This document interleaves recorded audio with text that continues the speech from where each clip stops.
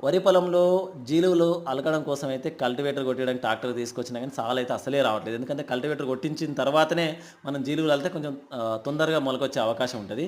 కానీ సాలు రావడం లేదు. ఎందుకంటే అది మనకు చెరువు నీళ్ళతోని పడతాయి కాబట్టి తడి ఉండడం వల్ల లాస్ట్ టైం కోసిన వరిగడ్డి అంతా అట్నే ఉన్నది. ఇంకా పచ్చిగడ్డి ఎక్కువ మొలిసింది. వీటినైతే మనం జీలుగులు అంటాం. జీలుగు కొద్దిగా పురుగు పట్టినాయి. బట్ నార్మల్ క్వాలిటీ ఉన్నాయి. అంత క్వాలిటీ ఏం లేవు. కానీ లైట్ వెయిట్ ఉన్నాయి. ఏం కాదు మొలుస్తాయి.